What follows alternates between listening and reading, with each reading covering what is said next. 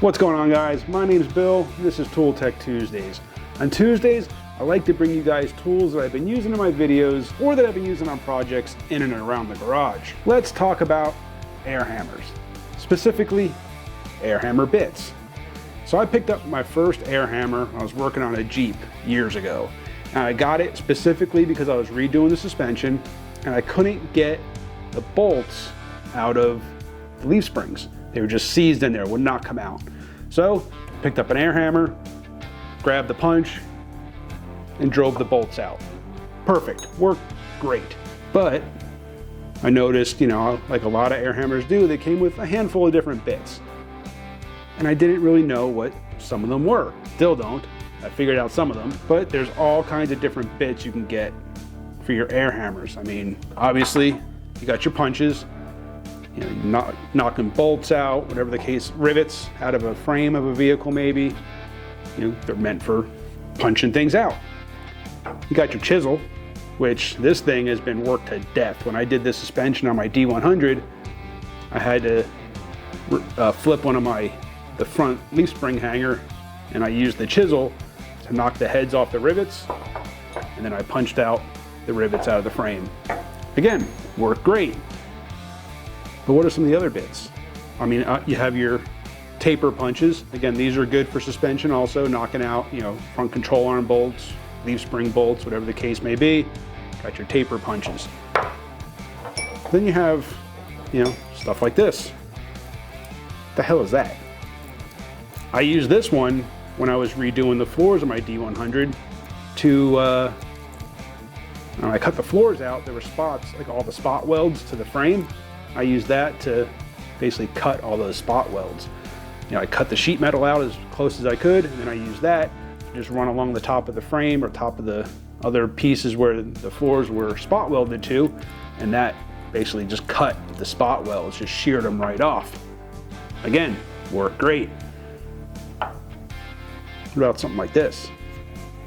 You have bits like this you can use for cutting sheet metal. It's not going to be pretty, it's not going to be the straightest cuts, but if you need to, you can run this along just like a set of electric shears almost, and this can cut right through sheet metal. Same with that one, you can cut sheet metal. They also have hammer bits.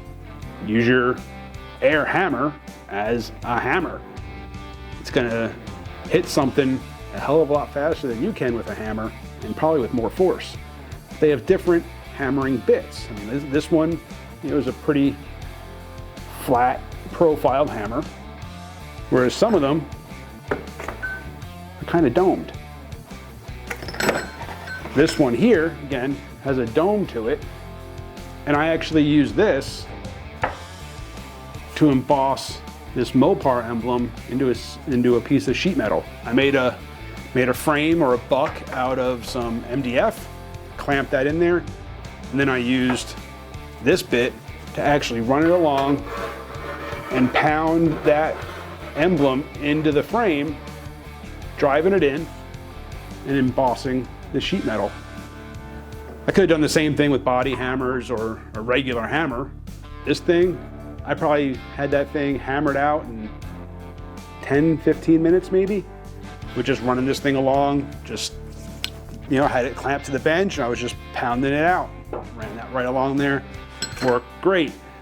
There are a lot of guys you see that they sell frames where you actually mount the air hammer in a frame, and they use bits like these, again with some sort of profile to it, some sort of dome, as planishing hammers for doing sheet metal.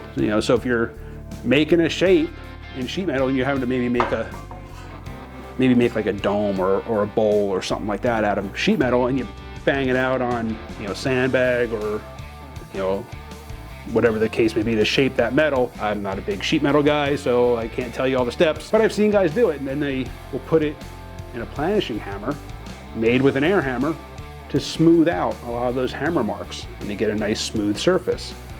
There are a lot of uses for air hammers, a ton of different bits. I'll leave some links down below, maybe like I said, to this air hammer. This happens to be an Ingersoll Rand. Love this air hammer. This thing has never let me down. I'll leave some links down below to maybe this air hammer, some different bits, different options. Don't think of your air hammer as just a punch or a chisel. There's so much more that you can do with it, guys. Appreciate you for watching. Hit that subscribe, hit the bell, get back to work.